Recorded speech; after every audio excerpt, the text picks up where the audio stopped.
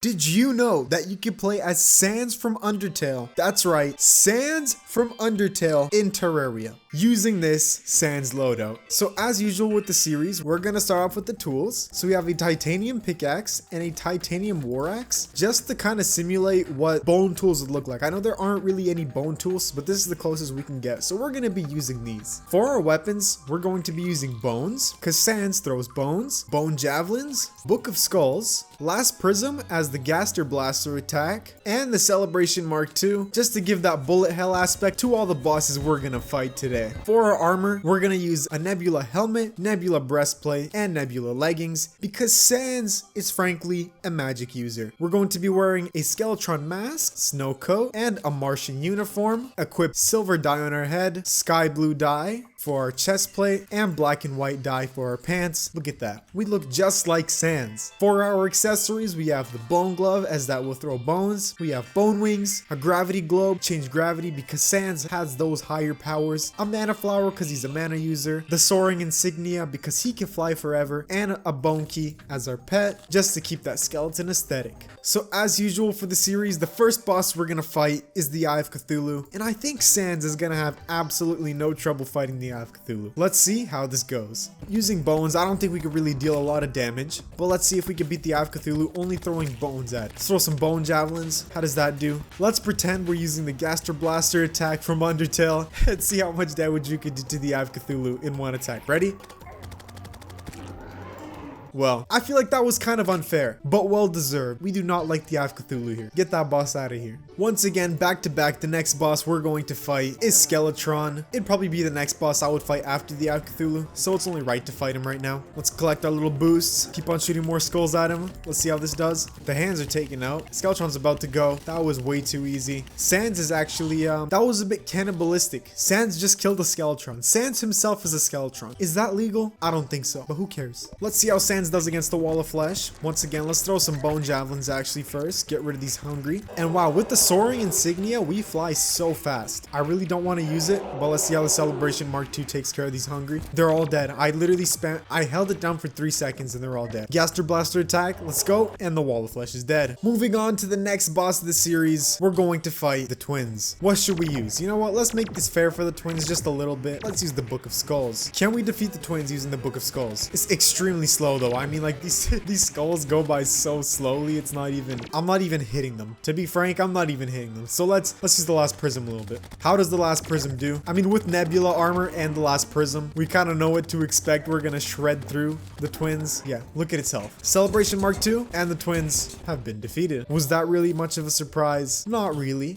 Not really. But let's move on to the next boss. Next up, as you guys know, we have Skeletron Prime. Skeletron Prime is slightly harder, but I think we can still take him on for sure. With the Celebration Mark II and the last prism, I know we can take him on without a doubt. Gaster Blaster attack. Let's damage him a little bit and then maybe play around with the Book of Skulls. Let's see if we can actually shoot the Book of Skulls and kill him with that, because I know the Book of Skulls is very slow. So maybe we could utilize it here, you know? No, the skulls fly really slow. Skeletron's much slower as well, so this might be a perfect fit. Look at our little skull over there. He's just chilling. Celebration Mark II. How is it gonna do? Oop, that rhymed. But Skeletron Prime is dead. What happens if we wear the Skeletron Prime mask? Do we look any different? We just look mechanical. The next boss on our list, as you guys might know, if you are frequent viewers of the series, is Plantera. How does Sans the Skeleton do against Plantera? Plantera the plant? I don't know. Well, I guess she's a plant. Let's use the Book of Skulls. Let's see how much damage we could do with that. Use the Bone Javelin, jab her a few times a little bit, and then just go for the Celebration Mark II. I love this weapon so much. I'm gonna secretly find a way to add it into every loadout video. I'm gonna make excuses like, oh, well, you know, Skeletron Prime shoots bombs, so he has to use Celebration Mark II. But yeah, last prism and Plantera is gone.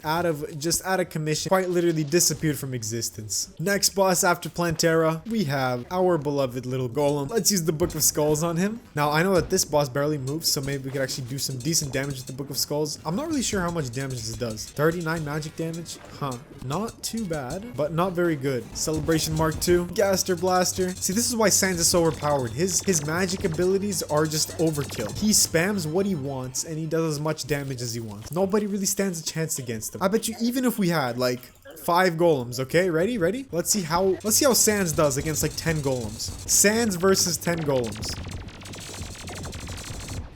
These golems don't stand a chance. They're practically a joke to him. He doesn't really care. Look, he could even flip gravity if he wants. I keep on forgetting this accessory in every single playthrough I do. It's kind of useful in certain situations. But yes, let's move on to the Lunatic Cultist. I love testing out this boss, as you guys know. Let's see how Sans does against him. I also love making fun of this boss. I have a love-hate relationship with him. Let's see how we do. Celebration Mark II to the test. Use the last prism. Our little Gaster Blaster. How does it do? Of course, it's gonna do phenomenal. Look at its health. Oh wow. Look at the Lunatic Cultist health. Okay, we need to be really careful here. Hit this one right here. Perfect. Celebration Mark II to deal some proper damage. And let's try to finish him off by throwing bones at him. Let's see if we can kill him by using bones. Gotta hit the right one. Okay, no, I really don't want to die here.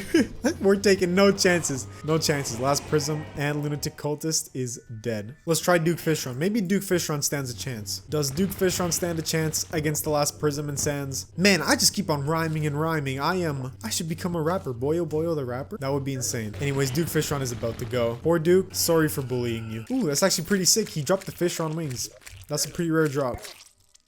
How do we die to a Sharkron? Are you kidding me? How unlucky. Now, one thing you guys probably didn't notice is that meanwhile, while we were fighting Duke Fishron, the Moonlord was actually getting ready to spawn in. So I was trying to beat Duke Fishron as fast as I could before this guy spawned in, just because we defeated the Lunatic Cultist and then I disabled the Celestial events. Let's use the last prism on him. I am horrific at playing the mage class, so me taking loads of damage here is kind of expected. I need to take care of this eye. Get rid of that. Oh no. Oh no. Oh wow. No, he does so much damage with his eyeball. Oh my god. We need to try that again. We need to prepare. We need to refresh our minds and go for the Moonlord one more time properly, okay? So let's do this again. All right, Moonlord. We have Nebula armor. I wonder how we died. With Nebula armor, like this is post Moonlord gear. I'm very focused. We can't get hit by his laser. If we get hit by his laser, that's over for, like, we're done. One thing you want to do is get above his eye over here so you can dodge it much easier. Look, once he starts shooting, you can just kind of move to the side like that. Gotta get rid of his arm, get rid of his left hand. Just 2 hour, right? His eyeball's about to go as well. There we go. That's nice. Now we're just waiting on this one to open up. Comment down below your favorite weapon to defeat Moonlord. Let's get a chain of that in the comments. But yeah, actually, I honestly think we might kill Moonlord here. Not so much anymore because look at our health. Jesus, we're so low. Can we kill him? Come on, we're so close. It's just that tiny little bit. Yes, okay, we beat Moonlord. Sans, wow, that's another Moonlord victor. So the Sans class, and I'm pretty sure the Rainbow class beat it too. Once again, it only took endgame gear. Hey, that was kind of unexpected. Let's get one more boss in just for fun. Let's get the Empress of Light. Let's see how we do up against her. Last prism. Of course, we're gonna destroy her if we just use the last prism. This is so unfair. Imagine if you got into the Sans boss fight and you just see him spamming the Gaster Blaster non-stop. That is essentially what we're doing to these bosses. We gotta dodge that attack. Okay. All that beautiful rainbow. I cannot get enough of this boss. And we defeated the Empress of Light fairly easily. No problem. With the all-powerful Sans, that was kind of expected. If you want to see more loadout videos, be sure to check out another one over here. Consider subscribing to the channel. Join our Discord in the description down below. Thank you for watching. I'll see you guys in another video. Peace out.